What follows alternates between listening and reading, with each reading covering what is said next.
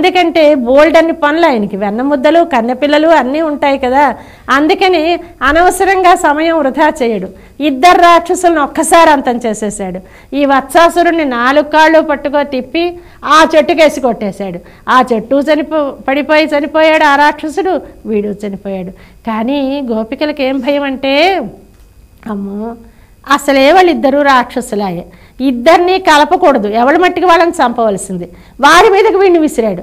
ఇద్దరూ కూడబలుక్కో లేచిపోతే, వాళ్ళకి ప్రాణాలు పోకపోయి ఉంటే ఎంత ప్రమాదమైపోను. అమ్మ నయం అనుకొని ఆ సన్నివేశానికి కన్ను కొనిలా ఇరిందాయి కణంపోతే అంటే ఇక్కడ ఒక ఒడిసెల రాయి అంటారు. అంటే దానిలో పెట్టి ఇలా కేటల్ బారనో ఏదో అంటారు, దాంతో కొడతారు పక్షుల్ని. అలాగా దీన్ని విసిరేసేట ఆ చెట్టు కాస్త పడిపోయింది. అదిగో అలా చేసావయ్యా అన్నాడు. ఇంకా మరొకసారి అబ్బా ఆ గోవర్ధనోద్ధరణ వృత్తాంతం తలుచుకుంటే ఆండాళ్ళైతేనేం గోపికలైతేనేం ఆళ్వార్లైతేనేం పరవశించిపోతారు. ఎందువల్లంటే ఎవరైనా నీ దగ్గరికి వచ్చి నన్ను రక్షించండి అంటే రక్షిస్తారు ఎవరైనా, అది పెద్ద గొప్ప కాదు.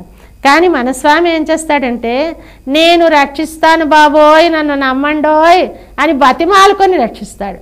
కొండ ఎత్తాడు ఆ గోవర్ధన పర్వతం ఎత్తి అంటాడు, బాలుండి ఇతడు కొండ దొడ్డది మహాభారంబు సైరింపగా నోపండో, చిన్న బాలుడు కొండ చూస్తే పెద్దది, పాపం బరువు మొయ్యగలడో లేడో అని భయపడకండి, రారమ్ము రండి రండి తండ్రి తండ్రిరా తల్లిరా అమ్మారా అని బతిమాలుకొని వాళ్ళందరినీ నేను రక్షించగలను సుమా అని వాళ్ళకి నమ్మబలికి లోపలికి తీసుకొచ్చి రక్షిస్తాడు. ఇదేమో ఇది ఎక్కడైనా ఉంటుందా ఈ వింత? వచ్చి రక్షించమంటే రక్షించిన వాళ్ళు ఉంటారు, కానీ రక్షించగలడో లేడో అని వాళ్ళు సందేహిస్తూ ఉంటే నేను రక్షిస్తాను సుమా అని వాళ్ళ నమ్మబలికి తీసుకొచ్చి రక్షించిన అవతారం ఎక్కడైనా ఉంటుందండి. అంచేత కొన్ను కుడయాడు తాయి గుణం పోతి, ఆ కొండని గొడుగుగా ఎత్తినటువంటి వాడి గుణం ఏమి గుణం అండి అది. గొడుగులా ఎత్తేసేట కొండని. ఇలా ఇలా చేత్తో ఎత్తుతూ ఉంటే ఆ చెయ్యి చూస్తే ఒక తామర రేకులా ఉంది, అవతల కొండ చూస్తే అంత కొండ, చూస్తే 7 ఏళ్ల పిల్లడు పసివాడు, చూసిన వాళ్ళకి అబ్బబ్బా ఎంత జాలి వేసే సన్నివేశం అది. అలా వీళ్ళు బాధపడిపోతున్నారు ఆనాటి గోపికలు, మరొక నాటి గోదమ్మ. కొన్ను కుడయాడు తాయి గుణం పోతి, తండ్రి ఏమయ్యా అని ఇలా కీర్తించి అమ్మో ఎవళ్ళకి తెలియనివన్నీ నేను చెప్పేస్తున్నట్టున్నాను. వాళ్ళకి అసలు ఆ దృష్టే లేదు, వాళ్ళ మట్టికి వాళ్ళ సంసార పనులు చేసుకుంటూ వాళ్ళు బాగానే ఉన్నారు. నేను ఇప్పుడు ఈ స్వామి అప్పుడు ఇలా చేశాడు ఇప్పుడు ఇలా చేశాడు అని చెప్తూ ఉంటే అంత బాగా చేశాడా, అబ్బా గొప్ప విషయమే అన్నారంటే నిజంగా దృష్టి దోషం తగిలిపోతుంది. అయ్యయ్యో ఎందుకు చెప్పానా అనుకొని, అబ్బెబ్బే మా కృష్ణుడి గొప్పతనం ఏం కాదండి, వెన్ను పగ ఎక్కెడుక్కుం నేను కయ్యిల్ వేలిపోతి. ఆ స్వామి చేతిలో ఒక ఆయుధం ఉంటుంది. అంటే ఇప్పుడు విష్ణుమూర్తికి చక్రంలాగా, రాముడికి బాణంలాగా, ఈ గొల్లవారికి వేలాయుధం అని ఒక ఆయుధం ఉంటుంది, మన బల్యంలా ఉంటుందన్నమాట. దాన్ని వేలాయుధం అంటారు. అదిగో ఆ మా కృష్ణుడి చేతిలో ఉన్నటువంటి వేలాయుధానికి మంగళం పాడాలి. దానివల్లే అది ఎలా కాపాడిస్తుంది, లేకపోతే పసివాడి వీడికి ఏం తెలుసును కనుక అంటున్నారట. అనుకొని అన్ను పగెక్కెడుక్కుం నేను కయ్యిల్ వేలిపోతి ఎన్నెన్ను సేవగమే ఎత్తి. తండ్రి ఇలా నీ వీరకృత్యాలు అలా తలుచుకుంటూ ఉంటే ఎన్ని చేసావు ఇవన్నీ తలుచుకుంటే అలా పాడుతూ ఉంటే మాకు ఆయాసం లేకుండా ఉందయ్యా, ఏమీ శ్రమ తెలియటం లేదు, మేము ఆనంద తన్మయులమై ఉంటున్నాము.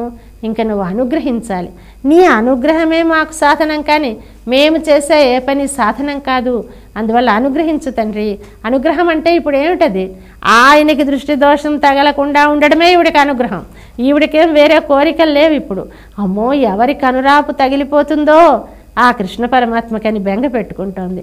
ఇది ఇప్పుడు వీళ్ళు గొల్లవాళ్ళు అమాయకులు, వీళ్ళు ఇలా బెంగ పెట్టుకున్నారంటే ఏమిటి చెప్పమా అనుకోకండి, ఇంతకన్నా ఎంతో తెలివైన వాళ్ళు. మనకి జనక మహారాజు కర్మయోగి, ఆయనకి మిథిల అంటే వాళ్ళ ఊరు కాలిపోతూ ఉంటే దూరంగా ఉండి, అయ్యో మిథిల కాలిపోతుందయ్యా అంటే, ఆ మిథిల కాలితే కాలనీ అందులో నాదేమిటి ఉంది అన్నట్ట.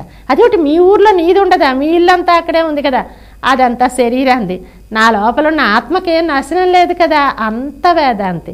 అలాంటి వాడు సీతారాములకి వివాహం జరుగుతుంటే ఇద్దరి చేతులు ఇలా ఒకళ్ళ చేతిలో ఒకళ్ళు పెట్టారట. ఇద్దరి చేతులు కలిసేసరికల్లా అబ్బా పాణిం గృహిణీష్వ పాణినా రామచంద్ర, మా అమ్మాయి చేతిని నీ చేత్తో తీసుకోవయ్యా అనేసి భద్రంతే అంటాడు. అబ్బా రామ మీరు సుఖంగా ఉండాలి. అమ్మమ్మ ఏమి చేతులండి, ఆ తండ్రి ఆ స్వామి ఆ అమ్మ వాళ్ళిద్దరి చేతుల కలయిక చూడండి ఒక్కసారి.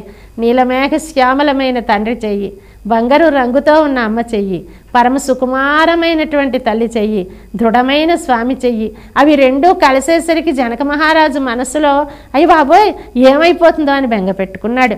అలాంటి జనక మహారాజుకే భయం వేసిపోయిందే. విశ్వామిత్రుడంతమ్మని అహం వేద్మి మహాత్మానం అని చెప్పి రాముని నాకు తెలుసునని తీసుకెళ్ళిన వాడు ఆయన కూడా ఆ వివాహ సమయం దగ్గరికి వచ్చినప్పుడు ఆ స్వామి ఇంకా నిద్రపోతూ లేస్తే కౌసల్యా సుప్రజారామ అన్నప్పుడు ఒక్కసారి అమ్మో దృష్టి దోషం తగిలిపోతుందేమో అని బెంగ పెట్టుకున్నాడు. ఇలాగా ఎంతటి వాళ్ళని కూడా అమ్మో అనిపింపచేసే అందం మన స్వామిది. ఆ అందం చూసి ఆ సౌకుమార్యం చూసి ఆనాటి గోపికలు ఒకనాటి గోదమ్మ తన్మయులైపోయి మంగళం పాడుతున్నారు.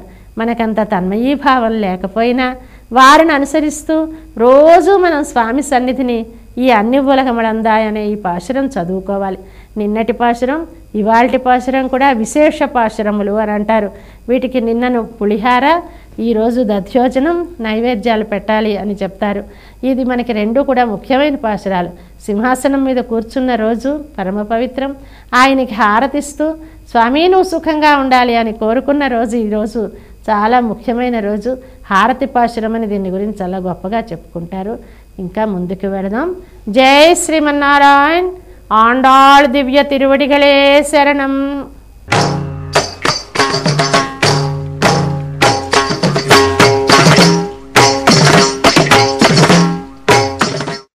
அன்றைய உலகம் அளந்தாயடி போற்றி, அன்றைய உலகம் அளந்தாயடி போற்றி, அன்றைய உலகம் அளந்தாயடி போற்றி, அன்றைய உலகம் அளந்தாயடி போற்றி.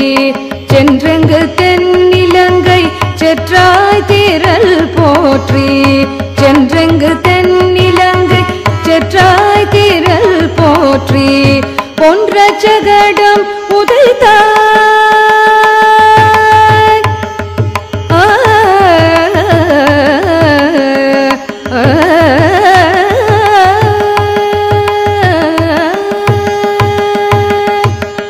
பொன்ற ஜகடம் உதைத்தாய் புகழ் போற்றி, பொன்ற ஜகடம் உதைத்தாய் புகழ் போற்றி.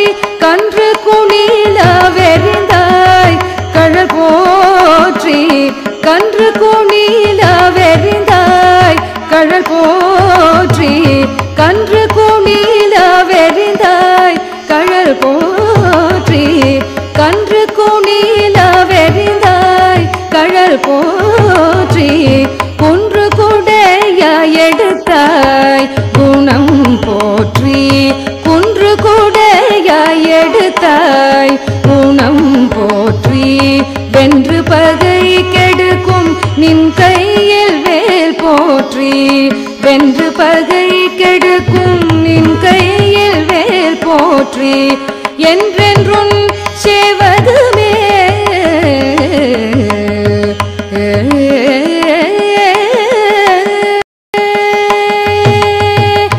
என்றென்றும் சேவகமே ஏத்தி பறை கொள்வான், என்றென்றும் சேவகமே ஏத்தி பறை கொள்வான்.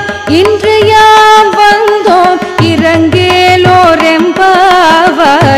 இன்று யாம் வந்தோம் இறங்கேலோரெம்பாவாய்,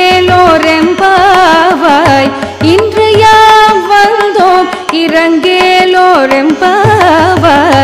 இன்று யாம் வந்தோம் இறங்கேலோரெம்பாவாய், இன்று யாம் வந்தோம் இறங்கேலோரெம்பாவாய்.